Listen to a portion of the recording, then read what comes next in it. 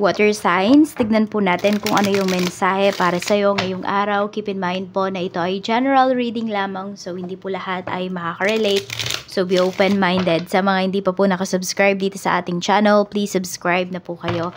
And pa-like na din po ng ating video. At sa mga nais pong mag-avail ng ating private readings, ng ating Evil Eye Amulet, ng ating Cures Bracelet, makikita nyo po yung link sa description box. Tarot Intentions by Aliana Reyes. Okay, tignan po natin kung ano yung mensahe para sa'yo ngayong araw na ito. Mayroon tayo ditong 7 of Swords. Same kayo ng energy ni ni fire signs. May mga kadil ba kayo na fire signs? Ayan, pinagdududahan nyo ba yung person ninyo na nag-cheat sa inyo? Or kayo ba yung nag-cheat sa person ninyo? Pero meron din po dito, tahimik lang kayo ngayon. So, pwedeng nananahimik kayo. It's either, kung meron kayong karelasyon na fire signs, meron kayong kadil na fire signs, pwedeng hindi po kayo nag-uusap. Ayan, mukhang nagpapakiramdaman lang yung iba sa inyo dito. Tignan pa po natin, ano pa yung mensahe. We have 2 of Pentacles. Okay, so pwedeng kayo din mismo dito, parang hindi kayo sigurado dun sa mga dealings po ninyo, sa mga transactions ninyo ngayong araw. Nag-iingat kayo Tapos, ayan po, parang meron kayong gustong i-prioritize, pero naguguluhan kayo. We have 2 of Cups. Ayan nga po, pagdating din ito sa relationship. So, pwedeng nawawalan ba kayo ng oras sa isa't isa? Yun yung pinapakita dito. Nawawalan ba kayo ng oras ng person mo? Tingnan natin kung tanong natin directly, may nag-cheat ba dito? We have the Chariot, meron. Sometimes this is a third party situation. Ayan po, mayroon. Kaya lang, pwedeng nasa malayo. Pwedeng yung person mo, yan, or kung sino man tong kadil mo, kung business, business deal man to, pwedeng nakakausap pa lang, hindi pa nagkikita. Okay? So, parang alam mo yung back up siya ng person mo. Ganon yung nangyayari dito. Or back up siya ng kadil mo pagdating sa business. So, parang pag hindi nag-pursue sa'yo, diba, hindi nyo na-close deal, hindi kayo nagkausap ng maayos, meron pa siyang, ayan, ibang pupuntahan. Meron pa siyang ibang kakausapin. Ganon. So, parang, alam mo nangyayari, may reserba. So, even business yan, trabaho, or sa relasyon, meron dito, may reserba. Okay, so pwedeng hindi po faithful sa inyo yung person ninyo. Ayan, nararamdaman nyo din yan Siguro hindi nyo lang masyadong iniisip. Siguro nandun din yung natatakot kasi kayo. Pwede dahil matagal na yung relationship ng iba sa inyo or sobrang nag-invest na kayo dito sa taong to. So natatakot kayong malaman yung katotohanan. We have Knight of Swords. We have Death card. Ayan. So, meron naman akong nakikita dito. Yan. Hindi naman pabigla-bigla ng desisyon. Ayan, pwede kayo to. Water signs. So, one step at a time yung ginagawa ninyo dito. Ayan. We have Knight of Swords. Pinag-iisipan nyo naman po yung mga mangyayari sa life ninyo. Kaya lang, may inip kayo na nararamdaman dito. Parang hindi mo alam kung may nangyayari bang progress pagdating dun sa mga ginagawa mo, sa mga actions mo. Yan, may inip kasi kayo na nararamdaman. We have 5 of Swords. We have 9 of Wands. Meron naman dito, sobrang nagiging vulnerable sa'yo. Okay, parang alam mo yun, parang hinubaran niya na yung kanyang sarili sa harapan mo, parang ganun. Hindi literal yan pero alam mo yun, parang sinabi niya na lahat yung sekreto niya sa'yo. Sobrang pinagkakatiwalaan ka nung taong to. We have Justice. Okay.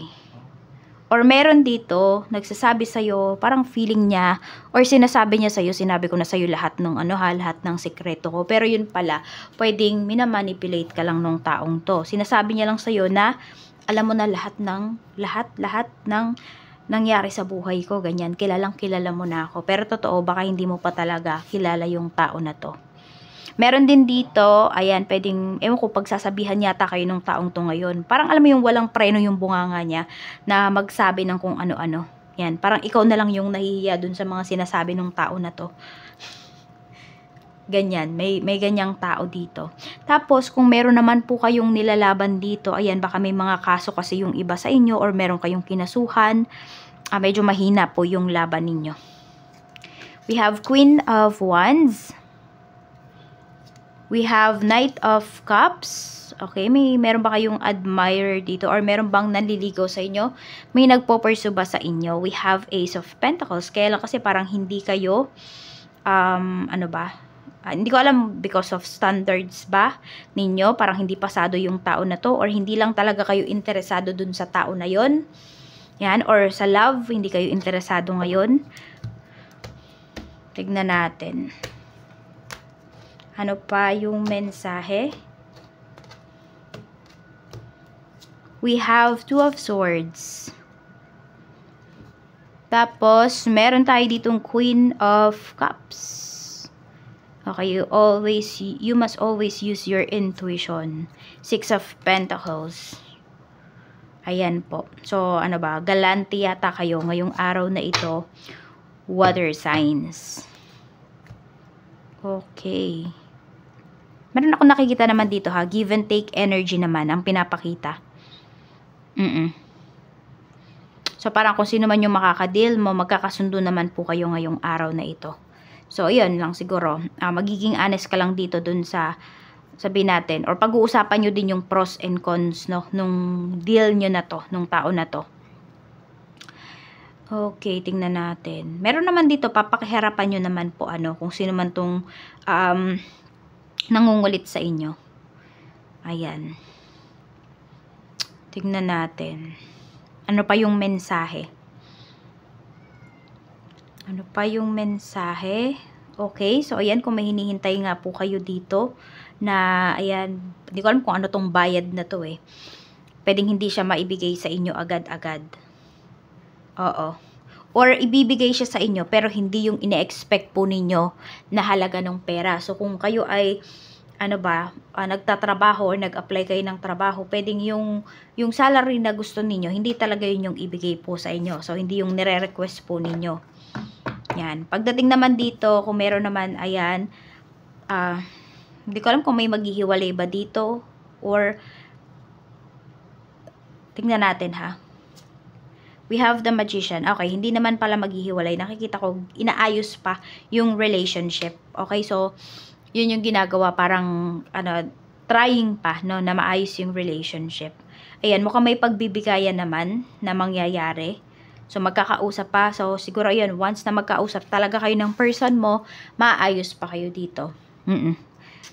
Tingnan pa natin ano pa yung mensahe. Okay. Ayun lang talaga yung pinapakita, no? Meron ditong usapan na parang hindi siya matutuloy. Ganito, parang merong isang tao dito na hindi papahalagahan yung pag-asikaso mo. Or baka yun yung nafe-feel ninyo, hindi kayo pinapahalagahan ng person ninyo. Pero meron dito, parang, alam mo yung nag-ayos ka, ano ba yung tawag doon? Nag-abala ka, ayan. Nag-abala ka dahil nga kung niyayaya ka ng taong to, ganyan, na lumabas, pero hindi siya matutuloy. Tapos parang last minute siya sasabihin sa inyo. So parang nakaka-disappoint yung energy na pinapakita kasi dito.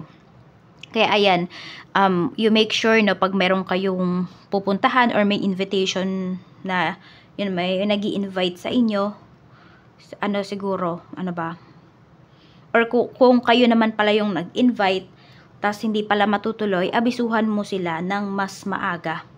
Yung tipong alam mo na, kung may manggagaling pa sa malayo, alam mo na yung tao na yun ay, di ba, anuhin mo yung oras na magta-travel siya. Yung hindi pa siya nakakaalis ng bahay, istemahin mo. Kasi baka may ma-disappoint sa'yo dito, water signs. Tingnan natin, ano pa yung mensahe. Ayan, meron talaga nakaka-feel ng, parang hindi fair, no? Yung treatment.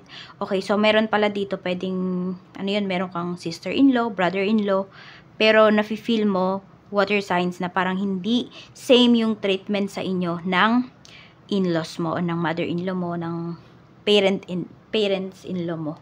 Parang ganon. Parang may favoritism. Yan, siguro sumasama yung loob mo dito. Nakikisama ka naman, pero parang hindi nga nila yun nakikita.